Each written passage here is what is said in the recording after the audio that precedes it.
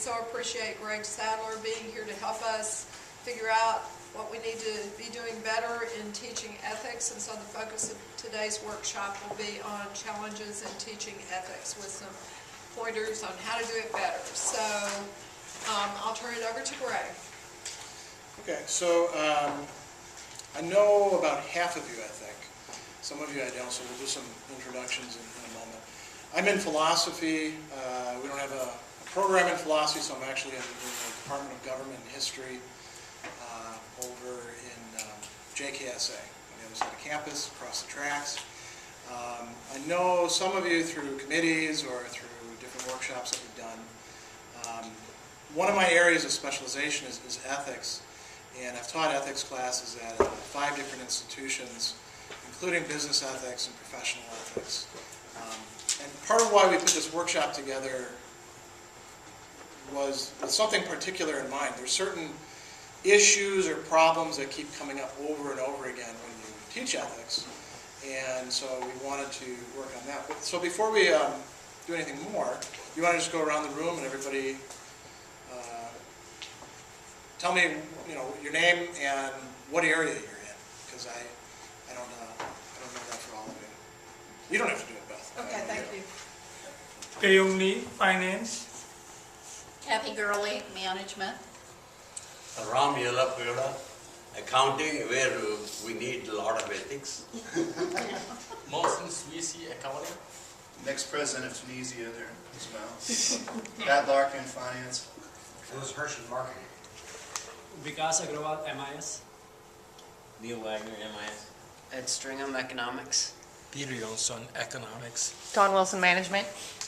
Okay, so actually a really good representation of the School of Business and Economics. Oops, how do we advance on this one? You can use the arrows too. Okay. What I'm going to try to get done in this workshop is got some pretty limited aims, sort of like the last workshop. And we're going to videotape this one, put it into the institutional channel. So if you have any things that you weren't clear on, we can always go over it later on. I want to set out some of the common problems and questions and challenges that instructors encounter when they're bringing ethics into the curriculum. And in order to get a handle on that, you want to actually look at why these arise. And there's different factors that you can identify with that. The other goal that I have is to give you sort of a toolbox to equip you with some best practices. And some of these are coming from pedagogical literature on teaching ethics, but a lot of this is actually just coming from years of teaching ethics and running into the same student questions, concerns, problems over and over again, oftentimes seeming to come out of left field, but after a while you notice patterns to them. When we get together at conferences, we philosophers will often confer with each other and start commiserating, and it turns out we all have the same sort of basic issues coming up. And I don't presume that any of you are professional ethicists. I know actually some of you have a very strong background in ethics, some of you that I've talked with before. But this workshop doesn't actually presume that you have that sort of background, just some interest in bringing it into your curriculum. Now here at FSU we have some real challenges. What would we like to see our students accomplish? These are some of the things that came out of the work that we've been doing, collaborating between business faculty and philosophy faculty for your accreditation. These are some of the things that you want students to be able to do. Develop understanding of rudiments of ethical theories. They don't have to be writing 20-page papers on Kant or anything like that, but they do need to know some rudiments of, say, deontological ethics. Develop abilities to actually apply the ethical theories. It's not enough just to know what they are, they have to apply them, and the exercises that we've designed work on that. Also be able to look at things from more than one point of view. This is a big challenge for our students, as I think all of you know. Develop habits of providing explanation. Another thing that our students, for the most part, at least I teach critical thinking, so I get the students before they come to you in the major, most of our students are totally unequipped for providing explanations for why they're taking the positions they do, and we have to train them to do that. We have to do that in ethics as well, so we have to teach them how to actually say why something is right or wrong or good or bad, and that it's important to do so. There's a further goal, but this is one that we sort of slip in, and I think all of you, are aligned with this goal, moral development. We want to see our students become better people. But that's sort of a byproduct. I think what we'd really like to see is that they can actually use the language effectively, apply it to cases. And then if they happen to become better people, that's great. So where are our students going to learn this? Here's why it's such a big challenge at FSU. We don't have a general ethics class. Most universities have some sort of general ethics class that's taught by the philosophy department as part of the core curriculum.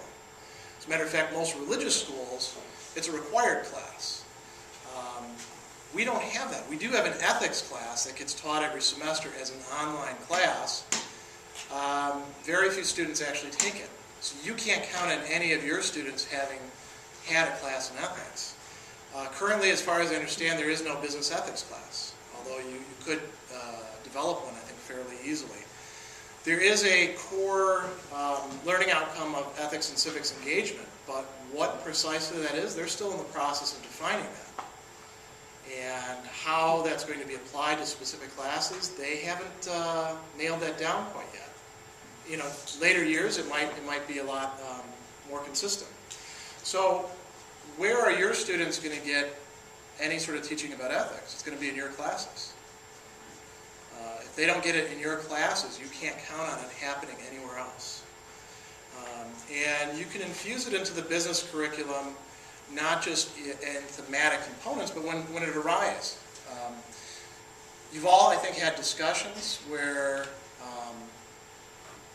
some sort of ethical issue comes up out of the blue. Yeah? And then you start having to address it. Maybe some of you don't, but this is pretty frequent. It happens in all sorts of classes, not just classes on ethics, not just sections dealing with ethics. Knowing how to turn those into useful, teachable moments is really key. One of the things I'm having you do right now, can you pass those around? I've got some surveys that I'd like you to fill out, in part because I want to find out what people are comfortable with and what they're not comfortable with. And also, there's two sides to it. One is sort of a standard rating kind of thing. The other is asking you for specific problems, challenges, issues that come up when you end up talking about ethics, or things that you worry about. Because I've set this up to talk about a few of them, but I'd also like to be able to review the ones that you guys have. Maybe there's some that I just didn't foresee that really come up often for you guys. While you guys are doing that, I actually have three quotations from some classic Greek philosophers who did a lot of work on ethics and are sort of they're part of the main curriculum if we're doing it in philosophy. And each one emphasizes a certain point. Aristotle, in the Politics, he says, the power of speech is intended to set forth the useful and harmful, and therefore likewise the just and the unjust. And it is a characteristic of the human being that he or she alone has any sense of good or evil, of just and unjust, and of other moral qualities. And the association of living beings who share in these makes a family and a state. So these moral values that we hold in, and that we talk about, good, bad, just, unjust, and all the others, which Aristotle also includes noble and ignoble, or beautiful and ugly. All these sort of things bring us together. That's part of what binds us together in communities. That's one side of moral values. Plato brings out another side that Aristotle also knew about as well. This is from one of his texts. Socrates asks, what differences are there which cannot be thus decided and which make us angry and set us at enmity with one another? The matters of difference are, notice it's the same issues, the just and the unjust, good and evil, honorable and dishonorable. Are not these the points about which men differ and about which, when we are unable satisfactorily to decide our differences, you and I and all of us quarrel when we do quarrel? A lot of our disagreements, the bases of them are over ethics, over issues of morality. That's the things that we get the most heated about. And you can count on your students, likewise, to do that. And then finally, I have Epictetus. This is from his Discourses. And he says, here's the beginning of philosophy. A perception of the disagreement of men with one another, and an inquiry into the cause of the disagreement, and a condemnation and distrust of that which only seems, and a certain investigation of that which seems, whether it seems rightly, and a discovery of some sort of rule.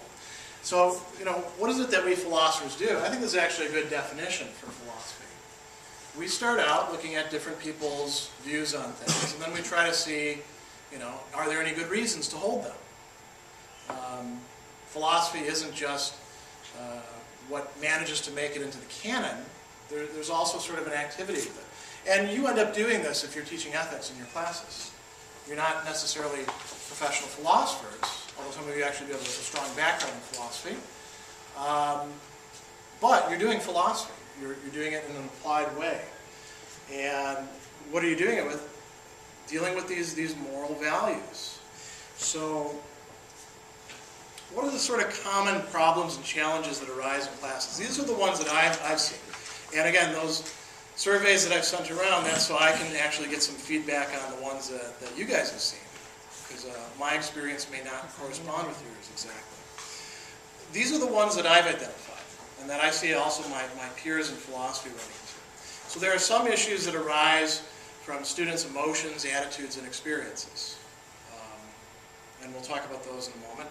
There's certain standpoints that stand in the way of doing anything with ethics. There are sort of roadblocks, and we'll talk about those.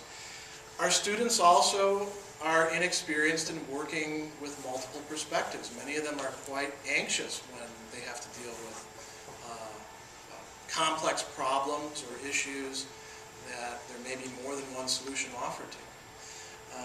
And then what we run into are quite often questions that seem very difficult or problematic to answer.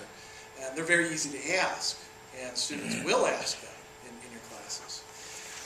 Another problem can be lack of actual common vocabulary or concepts. One of the things that we discovered once we started sitting down and looking at business textbooks was a lot of the ethical terminology varies from one text to the next. Utilitarianism, everyone's in agreement about what that constitutes.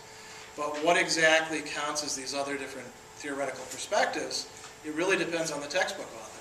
And some of them, coin their own phrase, their own terminology that doesn't map on to other people's, doesn't map onto the discipline. So what is the result with these sort of challenges? Well, the class can get off track. And that might be one reason to avoid talking about ethics. Right? You have to cover material, just like all the rest of us. So the goal is to walk through some of these things and encourage you to bring in more ethics material and to do it in a fairly confident way. These are my this is sort of the list of best practices in a big picture sense. And these are not yet applied yet. I think this is really great. It kind of fits in the kind of formal analysis of this stuff. Mm-hmm. But speaking just for myself, I'm very much of the belief that Jonathan Haidt has much of this stuff correct. His fundamental argument is that pretty much all ethical judgment, actual ethical judgment, is instinctive. Yeah, we've talked about this before. Right. But that doesn't fit into this workshop. Right, but if that is true, it has profound implications how you think think about all of it. Because if all this is ex post facto rationalization, yeah, how important and valuable is it? Well, here's what I have to say. Yeah. First of all, the workshop is structured in a certain way. So that's a meta issue that I'm not going to get into. Second of all, that perspective is not held by most ethicists. So that's By most psychologists. So that, well, hold on. We're doing ethics here. Okay. That is a highly controversial stance within our discipline of ethics. So we can talk about that afterwards. That's fine, and I enjoy that conversation. But this, what we're doing here is at a somewhat lower level. We're not doing meta ethics so much. If you have to teach ethics contents in classes, this is what I think are the best practices for being able to do it successfully. One thing that you have to do with any of your classes is understand where your students are coming from, understand what the challenges that they're going to feel and face are. Be empathetic with your students, right? Because when they get upset in class, when it comes to ethics, there's some reasons behind it, and they have some validity to what they're feeling or thinking. But also be very clear about what you're aiming at. You're not aiming at attaining agreement. You're aiming at them developing and showing you in documentable ways that they understand the concepts that you're presenting them. Know the terrain where your discussion will occur. There's some, and we're going to go through this, there are some likely objections that students will come up with, and I've seen these come up semester after semester in ethics classes. The other thing is, each one of these problem situations can be turned into a genuine teachable moment. I know that's some jargon that gets used an awful lot, right? But it does fit this. You're presented with these challenges, and you can either just back off entirely and say, well, we can't address that, or it's purely individual preference, or just a matter of societal mores. Or you can go into it a little bit. And when you do that, you model something for your students. The other thing that I have at the very end is not to allow the best to become the enemy of the good. If you are teaching ethics, you will never work everything out. Even if you're doing graduate classes. I remember when I was a graduate student in philosophy, and we'd have seminars specifically on ethics. There are some things where you're simply not going to attain consensus of everybody. That's okay. If your students are further along than where you started out with, you've achieved something, and that's good. So there's a tendency towards a bit of perfectionism for professors. So here's the first thing. Where are your students actually coming from? I think all of you will recognize some of this. Common emotional responses, right?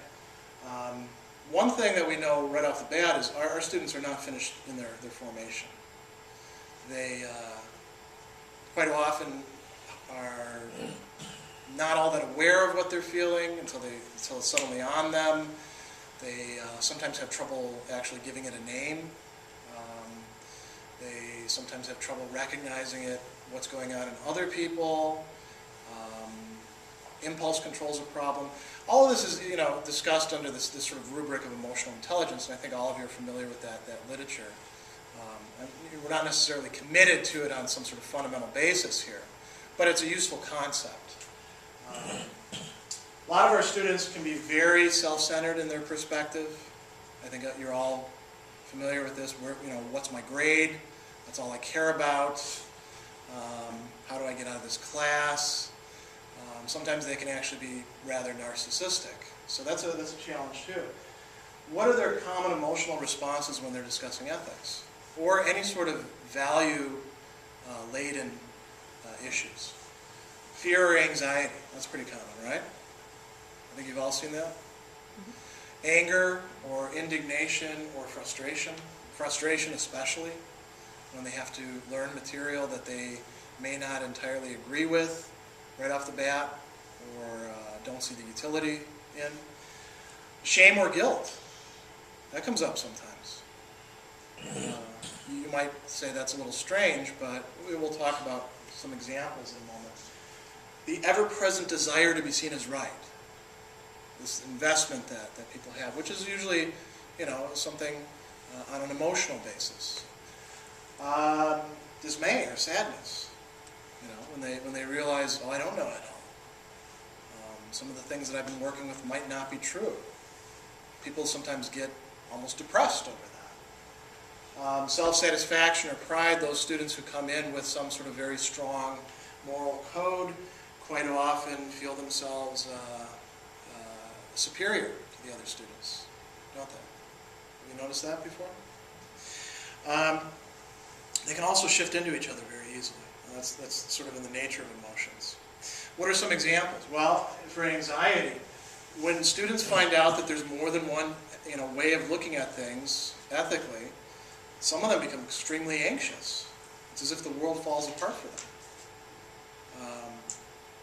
They want to know what the right answer is and get rid of that anxiety immediately. Fear, your students might be afraid that if you start talking about ethics, what are you going to do? You're going to judge them, or you're going to, even worse, grade them on the basis of their beliefs or their commitments. And they probably suspect that you don't share exactly the same ones as they do. So they're going to attribute to you, what? That you're going to be subjective and treating them poorly. That's a common fear. Anger, you've all seen students become angry in class. Yep. Over very often small things. Frustration, again, they would like things to be very simple, to be dealt with in ways that can be easily summarized. Or shame. Why might a student feel shame? Well, I've seen this happen in ethics classes. Students sometimes realize, oh, God, I've been screwing things up for a long time, when they're confronted with a full-blown, ethical theory. Or, in some of your cases, if you have students who have suffered at the hands of other people, when they're looking at those cases, that may provoke feelings in them. A lot of times victims feel shame. Think about if somebody's been the victim of a con and lost money, and then you have that as a case study. It could provoke shame. And that can stand in the way of students being able to learn. So what's a sort of best practices in dealing with emotions? Again, a lot of this is probably things that have occurred to you before, that you've done in other settings in dealing with other topics. Be empathetic, recognize that the students have their feelings and there's some validity to them, but be very clear with them. Like I said before, the key thing in academic settings is not whether we're in agreement or whether we appreciate everything. Those are affective. Rather, we want something more cognitive, understanding. Students have to, it doesn't matter so much how they feel about ethical theories or about cases. They have to be able to show us instructors that they actually understand things. In a professional setting, I think you guys have more leverage with this because of being business professors. You can stress that you have to understand and have some control over your emotions, right? That's an important part of professional life. You could bring in the notion of emotional intelligence if you want to. I think probably some of you do in your classes. And you can invite the students to step back and consider what their current emotions are. Sometimes that can by itself be a learning process for them. Many of them are not often invited to step back and scrutinize themselves. Even more important, ask them why they're feeling that way. I'm not saying, turn the class into a psychiatrist's couch, but invite them to, on their own, step back and figure out why they're feeling that way, because there are reasons why people feel emotions. And for students to just get the idea that their emotions are not necessarily controlling them, that they don't have to feel that way, that there's some sort of things that they could control if they understood the causes. That's pretty important. And then, invite them to reflect on whether they actually do need to express them or act on them. Some of our students seem to think that anytime they feel something, they ought to tell everybody. You all know that that's not the case, right? So, in our culture, too, there are certain challenges that are facing us just because of the situation that we're in. College students come to us in this country with very, very partial backgrounds in ethics. They may have learned some sort of moral code from somebody along the way. They've probably never given any sort of serious study to ethics in an academic sense. they're also part of a culture in which some things have happened over time. Here I'm bringing up Alistair McIntyre, but there's plenty of other philosophers who've talked about this situation. In late modern life, we use moral vocabulary, and we have that in common. So if we read Plato, we can recognize what Plato's talking about. Right? We use a lot of the same words. We may actually ourselves understand the words the same way that he did. But in modern life, in our culture, there's some huge divides. And a lot of those abysses are caused by people not even agreeing on what the basic terms mean. They use the same moral vocabulary, but they use them very different ways. So the notion of a right, for example, highly equivocal notion. You actually have to ask somebody, what precisely do you mean by a right, if you want to start a discussion with them. And if they don't have the same conception of what a right is, then you may not have enough common ground to work with them. And our students aren't aware of that. They don't, they think a word means a word and that's all there is to it. This also gives rise to certain standpoints that tend to block the road to ethics. And it's further complicated again by the fact that within business textbooks, and even actually within some philosophy textbooks, the vocabulary gets used in inconsistent ways. Or people make up new terms. One of the terms that I came across, universalism, was used in a way to describe any sort of ethics that would say that there are principles that apply to everybody. Wow, now that's not an ethical system. That's sort of a basic feature of most ethical systems. It's not an ethical system by itself, but the author taught that as an ethical system. So if you have a lot of inconsistency in the terminology, that can be a big problem. So what are some of these problematical ethical standpoints? These are sort of default standpoints that our students fall into. And you guys have all seen these before. They're easy ways to sort of short-circuit thinking or feeling to get out of the situation, just to end it, to end conversations. There's a lot of cliches out there, ready-made in our culture that conform to these. And I'll give you a few examples of those in a moment. Each one of them is something that blocks the road. It ends the conversation that you want to have going on in your class. Relativism is one example of this, and we'll talk about that in a moment. Skepticism, the notion that nobody can really know anything at all, when it comes to ethics. If that's the case, well then you can't do ethics, can you? Sort of a very naive egoism. Everybody's just out for themselves. Well, how do our students actually know that? That's a stance that they can take, but why do they take that stance? They usually take that stance just to end the process of thinking about this. And emotivism, the ethical theory that really all that's going on are we have these feelings about what we want, feelings, desires, and then when we express things like, well, this is good or that is bad, we're just saying, I like this, or I don't like this. And that's a common stance in our culture. So what can we do? These can offer us teachable moments. And if you teach an ethics class, this is what you have to do. You usually do these at the beginning of the semester so you can remind your students. Do you remember when we talked about that back in week 2? So that you can get yourself back on track. First thing to do is to realize that your students haven't thought these out. They don't really believe this stuff, most of them. They're just saying it. And they're just saying it because they haven't been offered anything better. They're sort of a default, like I put here. They're easy places to go to. They're comfortable for them. And what we want to do is get them out of that comfort zone.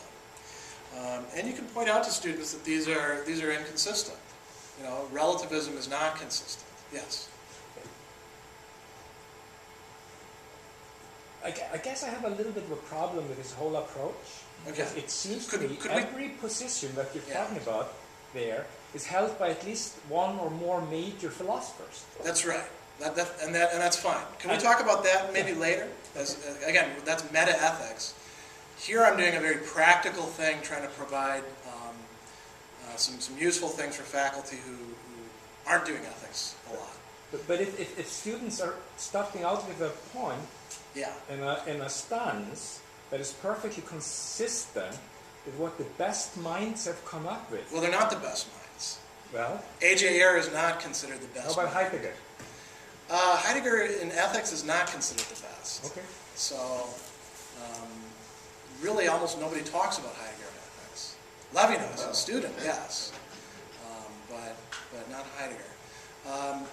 Yeah, but a student doesn't come out and say, well, I think emotivism is right because A.J. Ayer said in Language, Truth, and Reality this, and this. A student just comes out and says, well, that's just what I feel, and that's just what you feel. They're not doing it because they've actually reasoned it out and found it to be consistent with what some,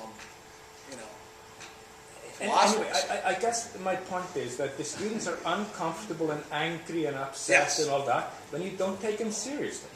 Oh, no, this is actually taking them But seriously. if you take them completely seriously and Yeah. just have a fair discussion that brings up points and counterpoints I and think relaxed, I don't think they ever get angry. Oh, they do. Yeah. You might have a slightly different experience with more 100 and 200 level. than we Yeah. do. Right. Well, I've actually taught upper level ethics classes as well. Not here, but in other institutions. And these are sort of consistent patterns that come up.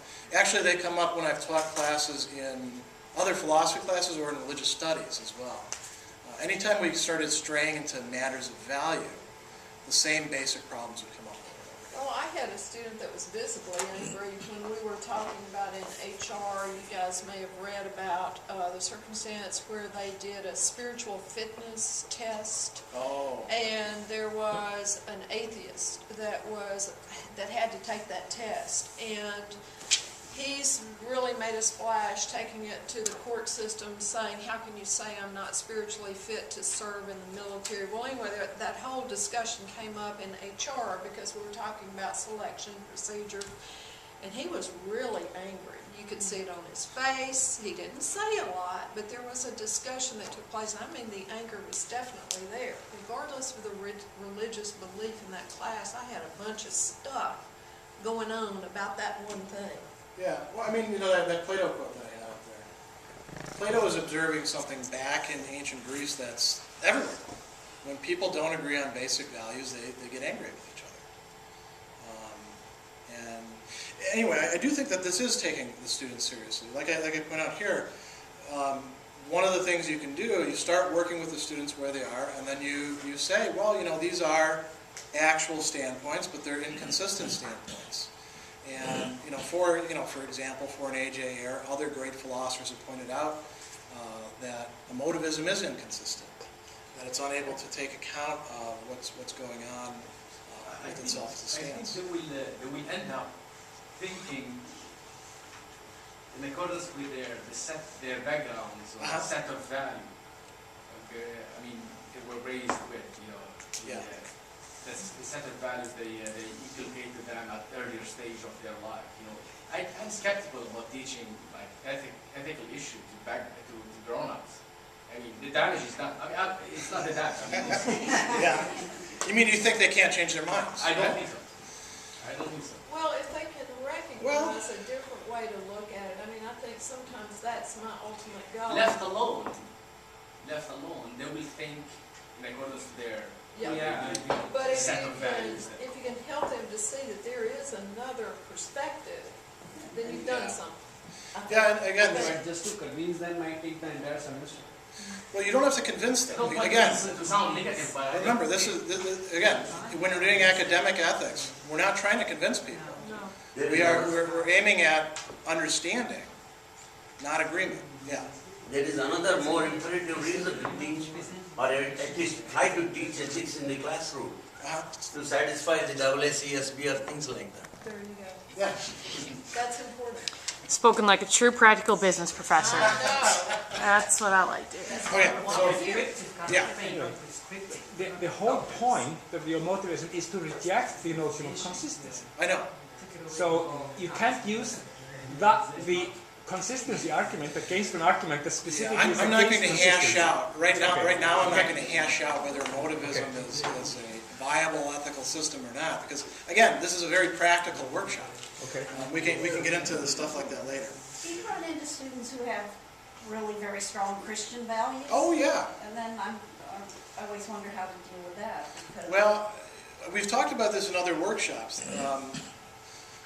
Having Christian values, again, that's sort of an equivocal term by itself, because that can mean something very different to a hardcore fundamentalist than it will to a Catholic natural law theorist, than it will to an evangelist adopting that ethics of love that came out back in the 50s and 60s. Yeah, you can have students coming in with very strong beliefs. Actually, I'm going to address that later on in this hearing. So when relativism, here's one example. When relativism rears its head and people start saying things like, well, everybody sees it different ways, who's to judge? Or this may be true for you, but it's not true for me. Or any of these sort of things. It's all just opinions. Then identify. Say, well, okay, that's an actual philosophical position. We call that relativism, and a lot of people have espoused that at different times. And here's what we're going to say about it. And this is sort of a pragmatic attitude towards it. We're not trying to attain bedrock, absolute agreement.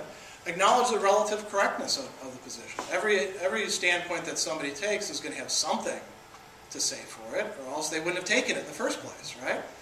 Nobody embraces pure error for its own sake. So things do appear different to different people. And some goods and values are situational. Some of them are relative to things. Does that mean that everything then is up for grabs? No, that's a sort of unjustified inference from that. Yeah. And the point of this is not to bring them around to your way of thinking, or it's just to teach them that maybe the way they feel about this, and that's an egoist point of view, or this is a relative. Yeah. It's not to bring them around to your way of thinking. It's just to educate them on the various theoretical. Well, there's two things. You're showing them that, look, if you're going to take this position, this is going to hold you back. But it may not. Okay. The whole back problem. It seems to me that, and I could be wrong, and I take a lot of ethics courses because I'm a lawyer and a CPA, and so it's a big part of our ethics, a big part of our courses. But it seems to me that what I try to do with the students is try to, if there are some things they are thinking about doing or not doing, what is the impact of those? And I want them to think about the impact of their decision. The consequences, and that's the key thing. I try to get them. This is what does it have to do with this?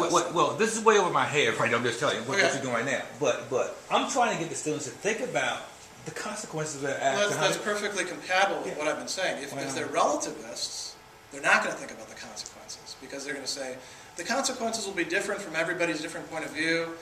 You're actually making the assumption not from a business perspective. You're actually then you could say relativism is incompatible with a business perspective, and you still do the same thing, which is saying, look, for the purposes of the class, you don't want to be a relativist, and it does hold them back.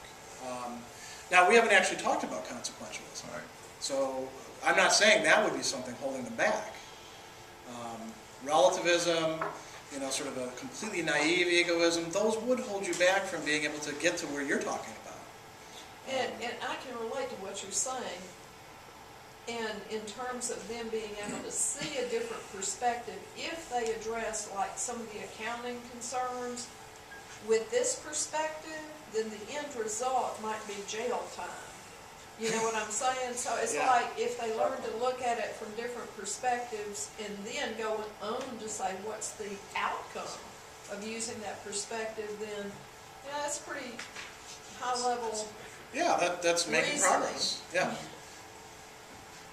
I think the very core of ethics, not only in the classroom, anywhere, is that somebody is injured, gets hurt through an unethical action by anybody. I think that is what we have to stress, because hurting others is not. Yeah, this workshop is not about what the single theory is that we should be teaching or anything like that. This workshop is just about common obstacles that come up in teaching ethics, and then how to address them.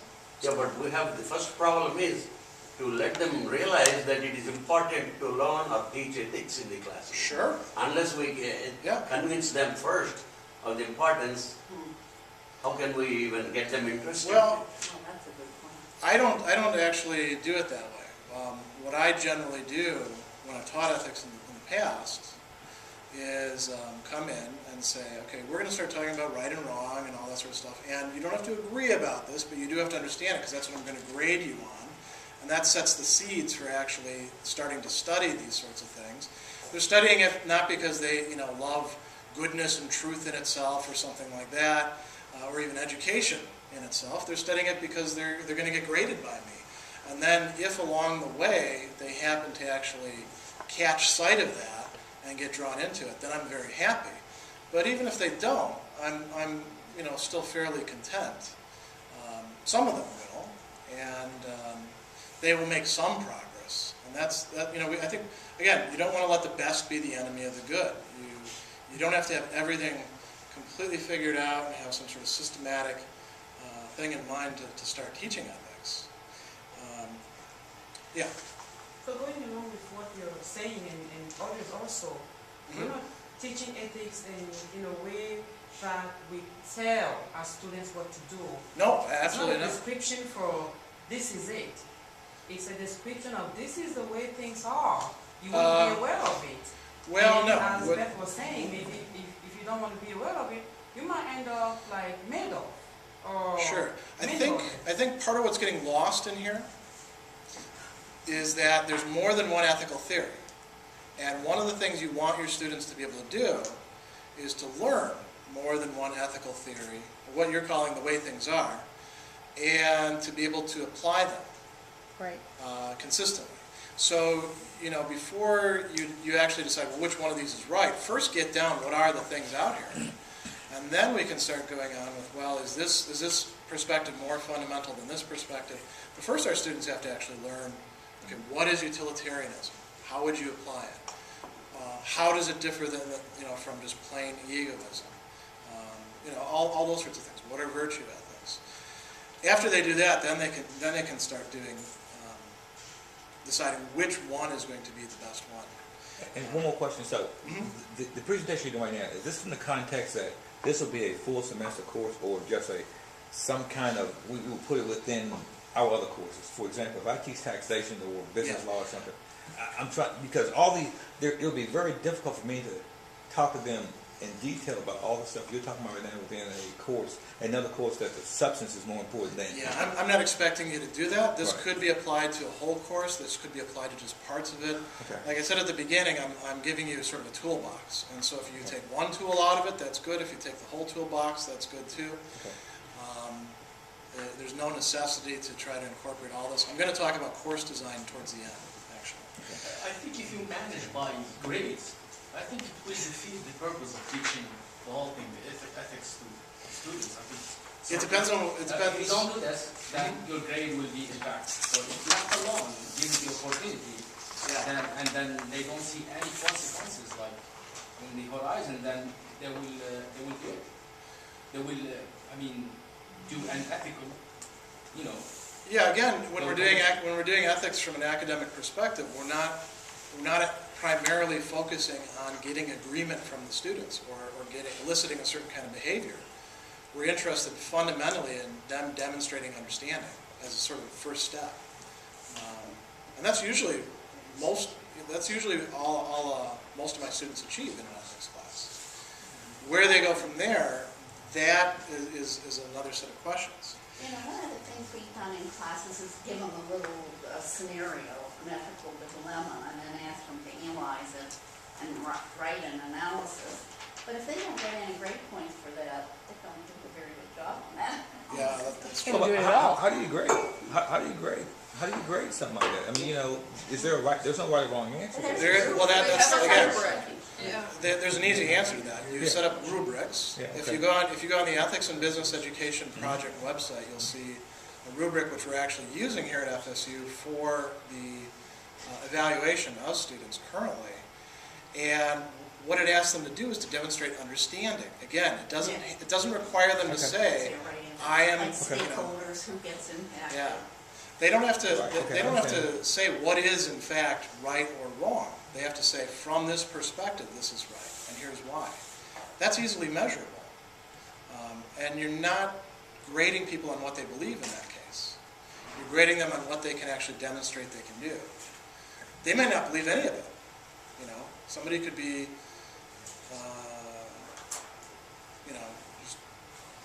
somebody could be completely inconsistent and try to hold several of these all at the same time, or somebody could say, I don't believe in any of this sort of stuff, but I can actually at least talk about why a utilitarian would regard it this way, why a consequentialist, more broadly speaking, would regard it this way. Right, like if you were going to take the issue of abortion, which of course is a huge, Yeah. Controversial issue, but you put it down on paper and say, the issue is abortion, how would a universalist look at it, an egoist, a consequentialist, a Stan's-logical?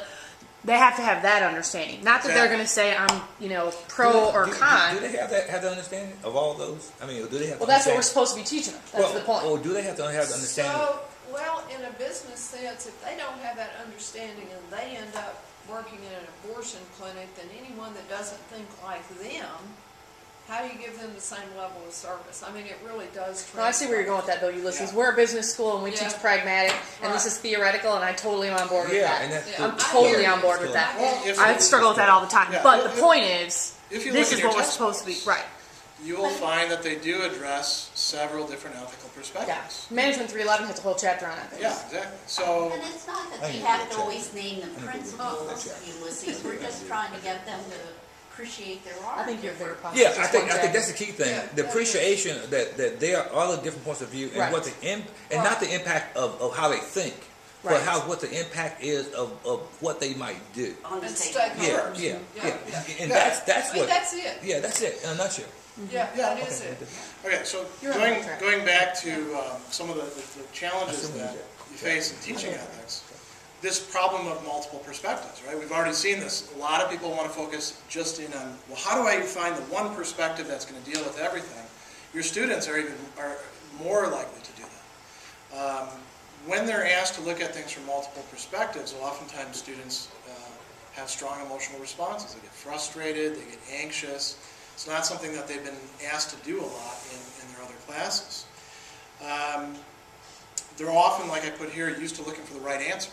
Just get it done and solve the problem. And what we want them to be looking for is the most right answer given the circumstances. We want them to be paying attention to the situation and not just trying to resolve it immediately. They're also not used to providing explanations and justifications, and this is something very important.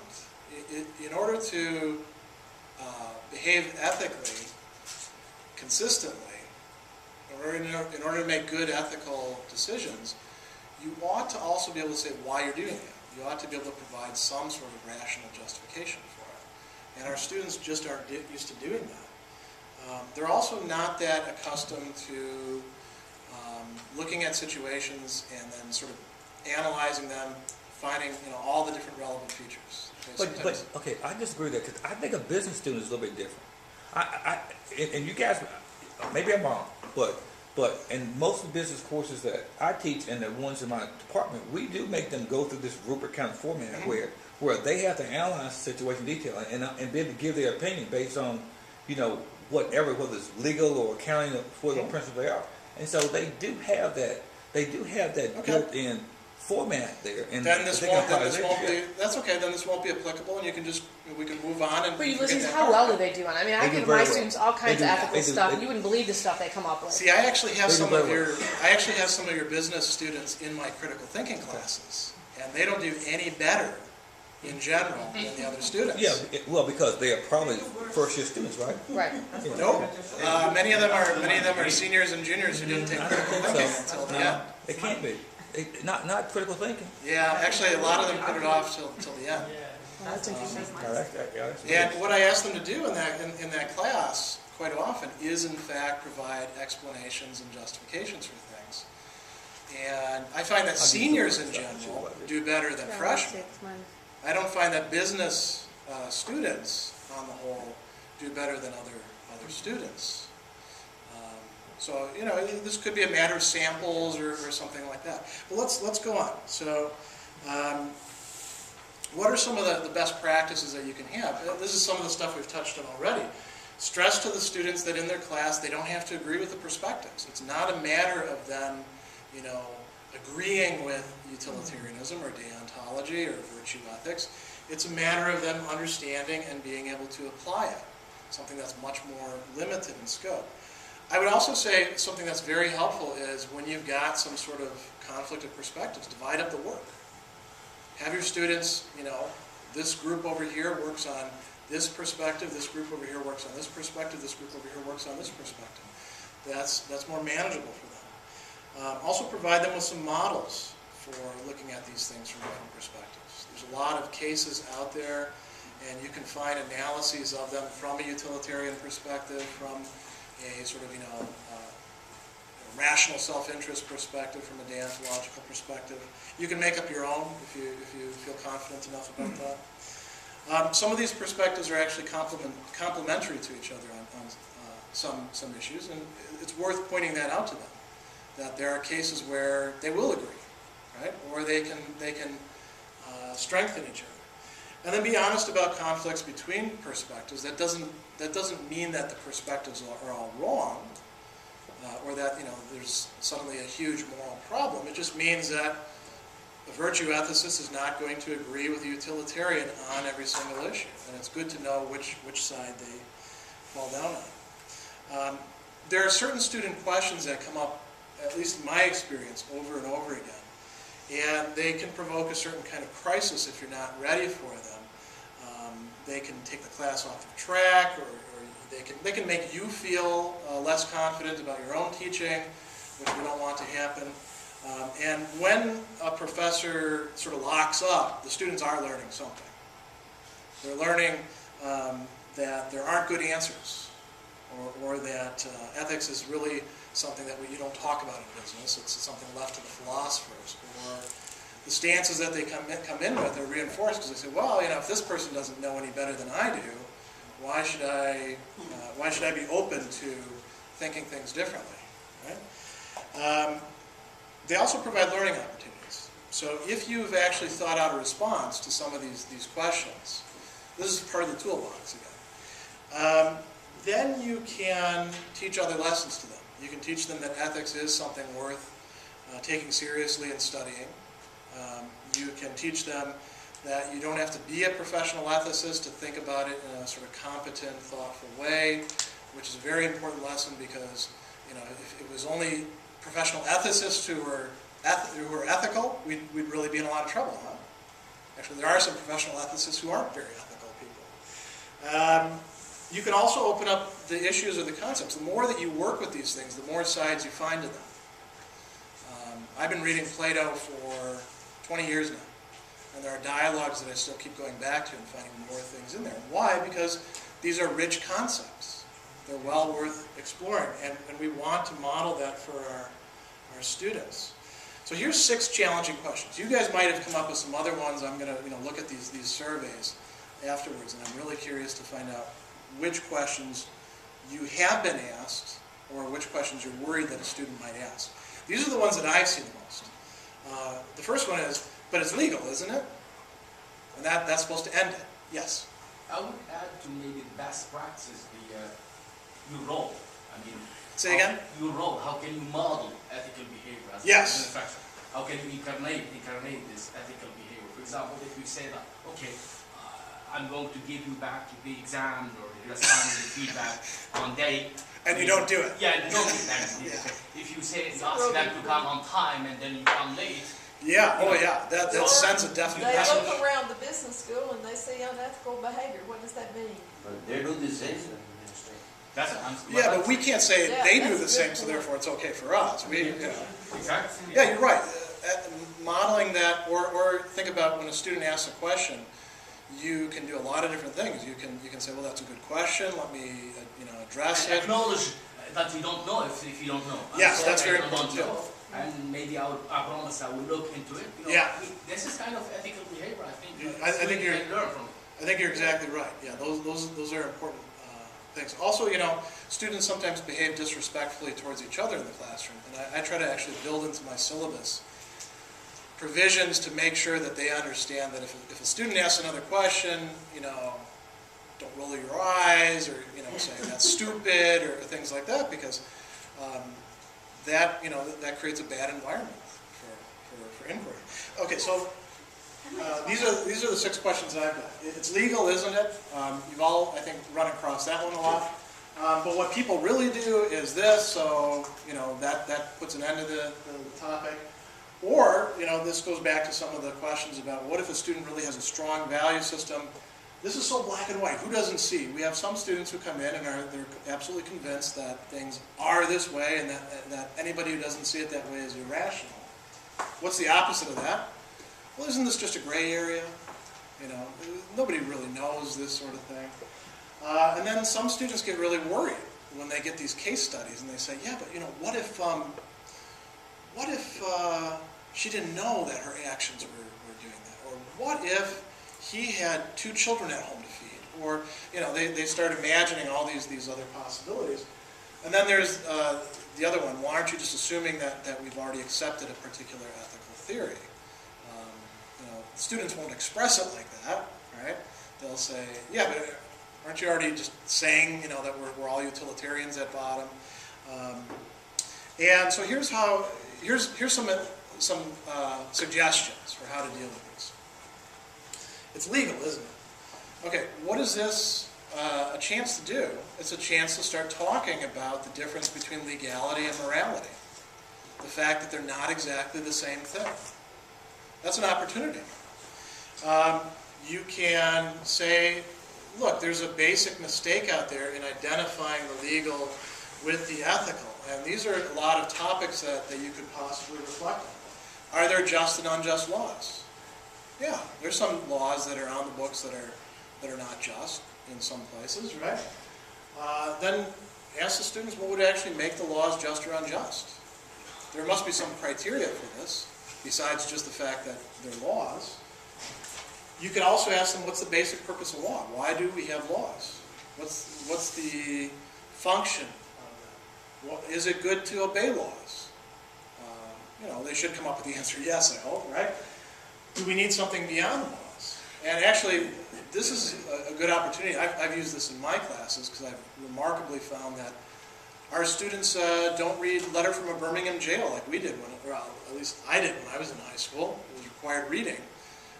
Martin Luther King actually addresses all these issues in there. He spells out what is a just law. A just law is one which conduces to the development of personality. One that suppresses it is an unjust law. You could actually talk about other figures with respect to this. This is a great opportunity to bring in a lot of things for your students. What people really do is, and you can substitute anything you want in there. Here's a great opportunity to talk about the difference between fact and value, between is and ought. Just because people do act a certain way, does that make it right? It doesn't. You need some sort of justification for why it's right. And again, you want to acknowledge the partial truth in it. We do have to be realistic about human beings. Are most human beings acting ethically 100% of the time? No. We don't live up to our own ethical standards sometimes. This is where modeling can be pretty important, right? But that doesn't mean that everything suddenly goes away and we don't have any ethical standards altogether. And this is, again, a chance for your students to reflect on these sort of issues. Ask your students, are there people who buck against those trends, who actually do what's ethically right? Why do they do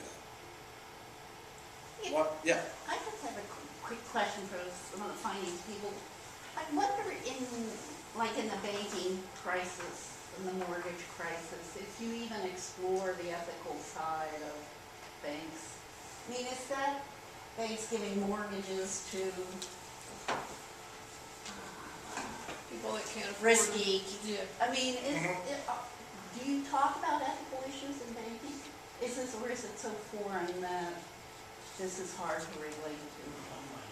Speak for feel bad. Well, I don't teach the banking classes. teach corporate finance, investments, Yes. principles of finance. And you have an ethical learning outcome, so you must teach some ethics, right? Yeah, a little bit. Mostly just a couple of practical cases, for instance, related to stretching accounts receivable. Or legality issues? Yeah, the line between whether, this is an example of something that's legal but considered universally unethical, but is most common unethical practice. And so I get that question pretty frequently, but sometimes, actually the form in which I got it recently was, there's a lot of the statement, hey, there's a lot of difference between illegal and unethical, and then the clear implication being that the ethical part doesn't matter. Doesn't matter. Oh. But anyway, sorry I can't, as far as the financial crisis, since I haven't taught financial markets or banking, and if you have a specific question about it, then I can try. That came up today in the financial, in the principles of marketing course. Really? Well, we were talking about branding, and one of the things about branding of services is the perception of what is behind that. And I guess it was last spring, John Allison was here giving us $1 million as the outgoing president of BB&T. And he spent 2.5 hours talking about the 10 principles, the philosophy of business that governs BB&T's decision making. Philosophy, not mission statement, not objectives. And he quoted Aristotle several times during that. But he said the reason we didn't have problems with the banking crisis is we never got into that rehypothecation business, that derivative business. And he said the reason was because we looked at this from those principles. And we said it just doesn't look like a win-win situation for us and our clients. And so we didn't do a whole line of business in banking.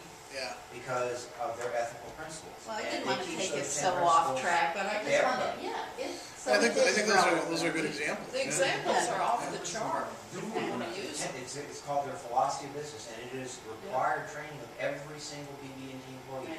That's how it's all done. Interesting. See, but what's interesting too, I thought he made some comments about, he had a captive audience because he gave $1 million. That's right. And he embedded his philosophy on certain things with that captive audience by giving that $1 million. And so, from an ethical standpoint, there are issues there too how he did that. Yeah. And those issues come up in banking and everything else too, or any kind of industry. When, for example, if you've got an accountant, a CPA who's supposed to be arguing your books, and he goes and plays golf with the CEO every week. Right. There are issues about that, where there's conflict of interest, and that's a part of ethics and everything too. So all that stuff comes into play. So it comes up all the time. Yeah. Sorry, I just wanted to check okay. that it was. Yeah, those are good examples. But the thing you can sneak in on something that is, here is where the good has turned out to be a very strong business practice. Oh, sure. Yeah. Is, BB&T's thinking like, well, we don't want TARP money because we're not in trouble. Yeah. But people who are competing for careers and job markets and employees, they can look at a BB&T and say, well, that looks like if I was going to work at a bank,